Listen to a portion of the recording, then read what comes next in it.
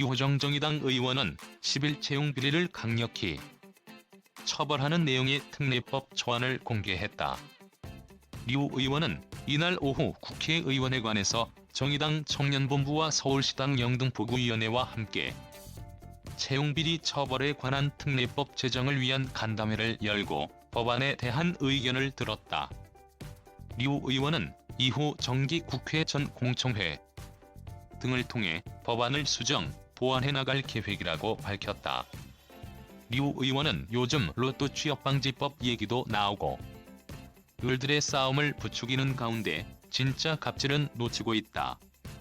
채용비리가 그것이라며 채용비리야말로 치열하게 살아가는 청년들의 마음에 멍을 새기는 것이다. 왜곡된 채용 결과는 공정함과 사회 정의에 반한다고 말했다.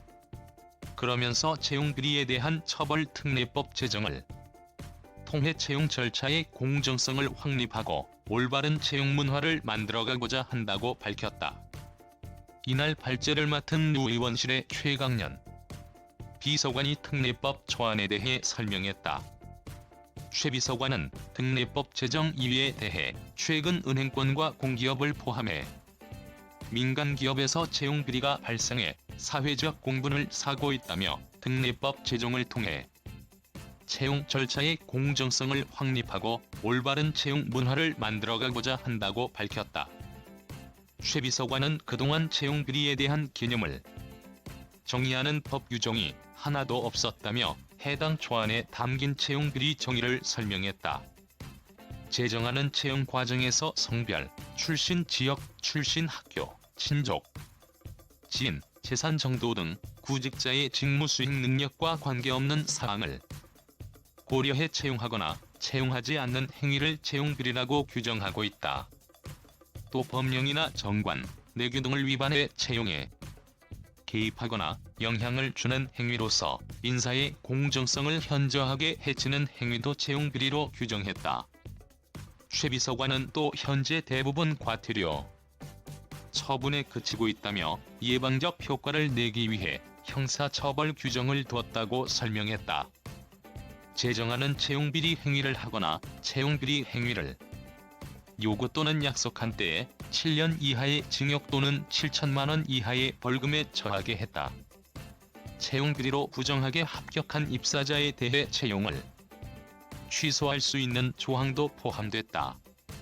제정안에 따르면 구인자는 채용비리가 발생한 사실을 확인한 경우 해당 구직자의 채용을 취소할 수 있다. 이 같은 절차에 따라 채용을 취소할 때는 해당 구직자 의견을 듣도록 했다. 정재민 정의당 서울시당 영등포구위원회 위원장은 채용 청탁 등의 혐의로 기소된 사건 대부분이 갑에 해당하는 청탁을 의뢰한 사람은 수사를 받지 않거나 수사를 받았더라도 무죄 판결을 받고 을에 해당하는 청탁을 받아 이를 시행한 사람은 업무방해 혐의 등으로 유죄 판결을 받는 형태로 전개되고 있다고 지적했다. 강원랜드 채용비리 사건의 경우 최홍집 전 강원랜드 사장은 1심과 2심에서 유죄 판결을 받았지만 채용 청탁을 한 혐의를 받은 권성동 무소속 의원은 무죄를 받았다. 김성태 전 미래통합당 의원의 KT 채용비리 사건의 경우 이석채 전 KT 회장과 임직원은 1심에서 유죄를 받았지만 김 의원은 무죄를 받았다. 신한은행 채용비리 사건의 경우 조용병 신한은행 회장과 임직원은 1심에서 유죄를 받았다. 그러나 정 위원장에 따르면 불법 채용 청탁을 한 의혹을 받는 정우택, 김재경 전 통합당 의원과 김영주 더불어민주당 의원은 검찰 공소장과 1심 판결에서 구체적인 채용 청탁 혐의 사실이 드러났음에도 수사조차 받지 않았다. 정 위원장은 또 채용비리의 수혜자인 부정 입사자들은 근무를 계속하고 있는 반면 이로 인한 피해자를 구제할 방법이 없다며 21대 국회에 채용청탁방지법 제정을 촉구했다.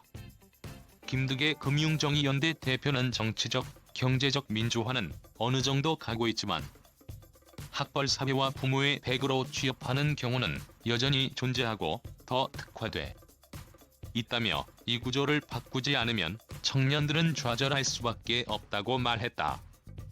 김 대표는 입시 공고에는 블라인드 채용하겠다, 학교, 성별 안 보겠다고 했으면서 달리 채용했을 경우 적극적으로 해석해 사기죄로 처벌해야 한다며 특례법 통과가 어려울 수 있으니 현행법 내 사기죄로 처벌할 수 있는 조항을 정의당에서 찾아달라고 당부했다.